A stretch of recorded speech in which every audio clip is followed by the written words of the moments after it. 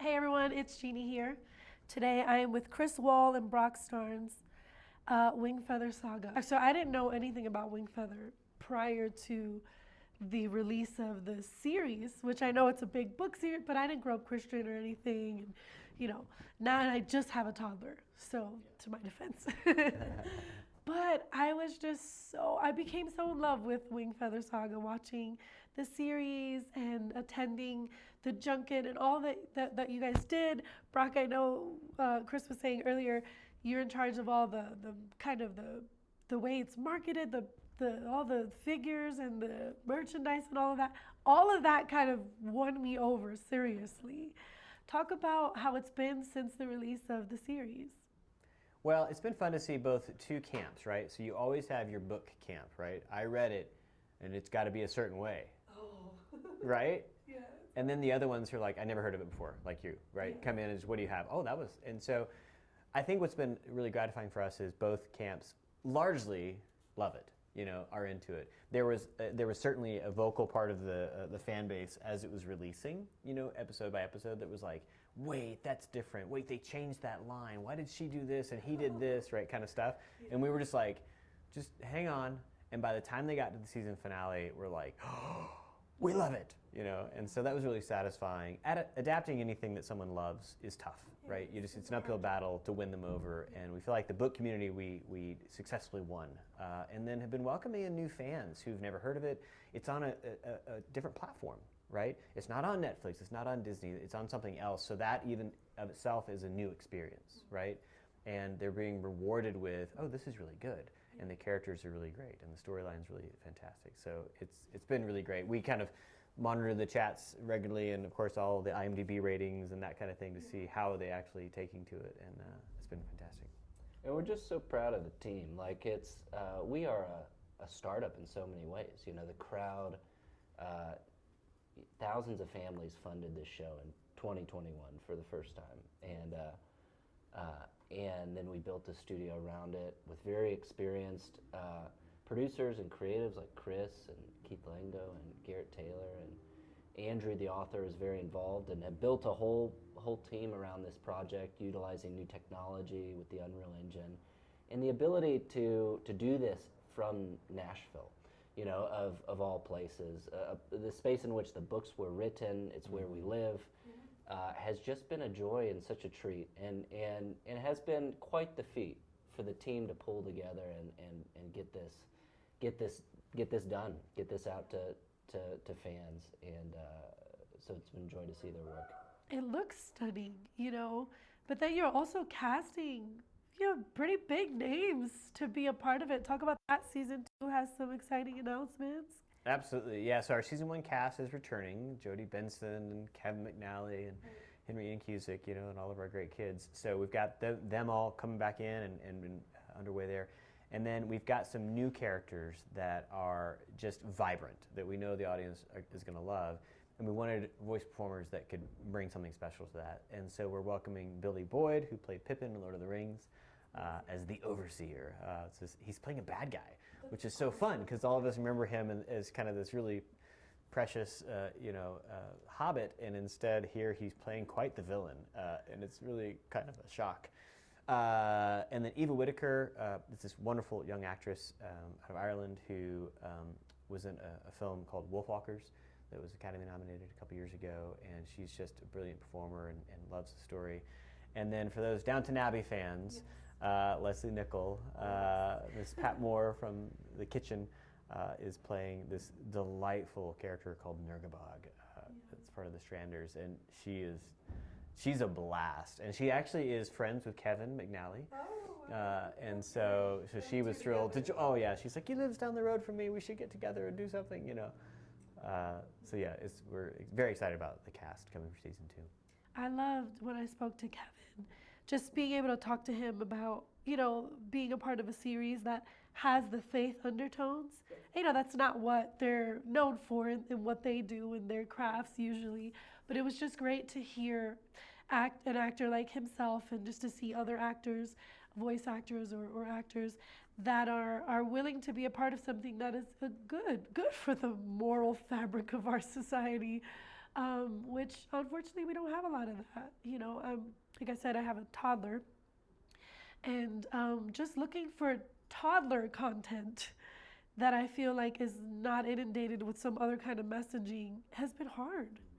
So thank you guys for giving us good stuff that's action-packed and fun, and it's not cheesy, but has a good moral fabric. Yeah, and that's been our intent too, is to make something that the whole family can engage around, right? That it's not just our target audience of 8 to 12-year-old boys and girls, but that, and we've had this happen. A friend of mine reached out that his 10-year-old watched the series, loved it, and was like, family, we all need to watch together. And it made them all sit down and get some popcorn and watch the whole thing. And that's exactly right. We love that family movie night. And so we actually get to see at Angel Studios, we have a little dashboard as our creators that we can see when people are watching. And so we're seeing that like Friday and Saturday nights, kind of family nights, is when a lot of people watch Wingfeather Saga, and which means families are engaged, which is really delightful for us. That's kind of the thing we aimed for, right? Is how do we get families to enjoy stories together, like reading a book and watching it, and get to talk about it. Yeah, that's becoming extinct pretty much, with just all the distractions that we have. So that's amazing. That must feel so great for you guys. What can we expect? What kind of themes and stuff can we expect for the new season? So season 1 was about identities being revealed and a family discovering, their place in the world through their community, through their family, and being a part of that. Season 1 was about the family coming together to learn who they are and what their place in the world, all that kind of thing, and really bond together tightly. Now season 2 is really about putting them in some high-pressure situations that are going to begin to fracture and break them apart. And it starts out with a bang. Episodes 1 and 2 are action-packed. We kind of pick up where we left off, and it is in the middle of battles and survival and some really epic landscapes, new characters. Season 1 kind of largely existed in one town, right?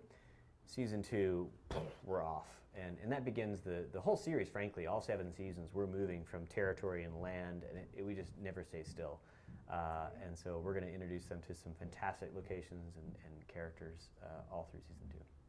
I love that, what you said about just delving into the breaking up of the family structure, because I think that's what we're all navigating through this day and age. And we're like, how do we keep it together? How do we stay united? How do we stay, on board? Yeah, and we feel really strongly that kids of a certain age, which are kids in our story, are coming of age, right? That they can best navigate those difficult times with their family, with their community. Our culture right now tells us that we can navigate those times best on our own, and in fact, to get parents out of the way and let me just do this myself. And it's not really the way it works in real life.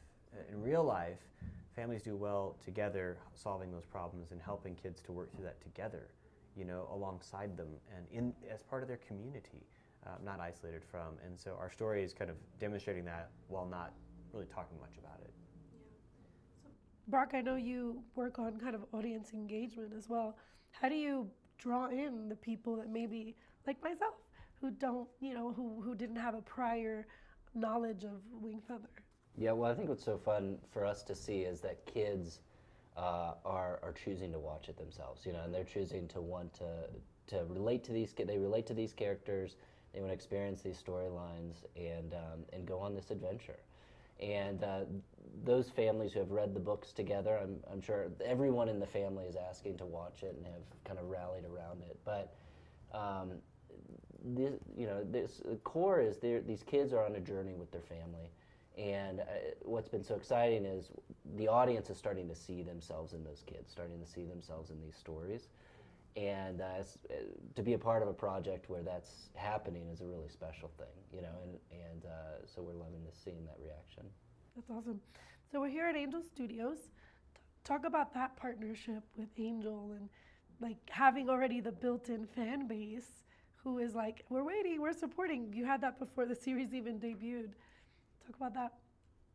Yeah, I think it's been the thing we were so excited about with Angel Studios when we first met with them in 2020, so long ago, was this idea of like, what are the other paths to get entertainment like this into families? And Angel is just so clever and nimble at finding new ways to say, let's disrupt, Let's not follow the traditional path. Let's find ways to cut through the noise and really bring some very special projects to our homes in ways that are innovative and constantly evolving. You know, I think sometimes in the old systems of ways things are done, this is how it's made, this is how we do. And they're saying, no, these are the kind of stories we're going to get excited about. These are the kind of ways in which we're going to make those stories. We're going to bring community in to help finance them and then to help bring them into homes. And this whole experience has just been delightful. It is fresh and new, and there's nothing boring about it. Well, Angel is like one big happy family anyway. I've been here for a couple days. I'm like, everybody just does everything together, eat together, or hang out, and it's a great environment. Yeah. So did you want to share anything? Sure. Yeah, we love the entrepreneurship of Angel Studios. You know, they are innovators at heart, and really passionate about our audience and other audiences that exist out there too, because these are mom and dads who want the same content for themselves, and they work really hard to figure out paths to those audience and how to deliver content like ours there. And so it's been a journey to experience that with them and see how they're solving that for Wingfeather, but also for other brands as well. Brands and stories that may not be able to exist had Angel not rallied around them.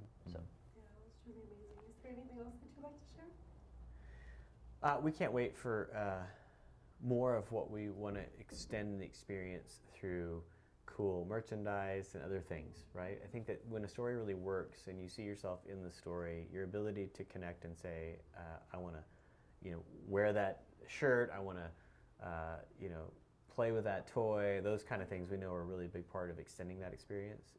And we've got some very exciting things this year that we'll be rolling out as they wait for season 2. And we're excited about season 2 coming out soon. We've promised the fans that we'll bring season 2 within a year of season 1. That's kind of the broad strokes. We're not announcing any releases yet, but we want to make sure that when the show arrives, we're going to do a week by week, where they can experience it in a more chapter-like succession. And that's what's coming up for us. I love that. So there's like a model of the Wingfeather, the house here, and I just want to play with it. I just keep wanting to go over and like play in it. So I get what you're saying about the merchandise. There is really something about the whole, Wingfeather Saga that does draw you in multiple ways. A book, a series, and even with like physical things. So Andrew, the author, talked about this at the very beginning, that when you write a story, you can do a certain work to ground the world of the story in a way that you want to inhabit it. And Tolkien was famous for this. So one of the first things Andrew did was made a map. What's the territory?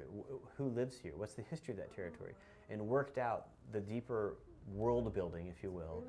And so there's a world that exists outside of the story we're telling, right? You can tell there's other characters and things happening that are part of that, which then as an audience makes you want to inhabit and go imagine your own story in that space, right? And Star Wars is built the same way. These great worlds where they're built to, they clearly are moving on. And where do you want to inhabit? Where do you want to plug into it? And so we're thrilled to be able to be in that playground. Thank you so much, gentlemen. Thanks, Jeannie. Good to see you.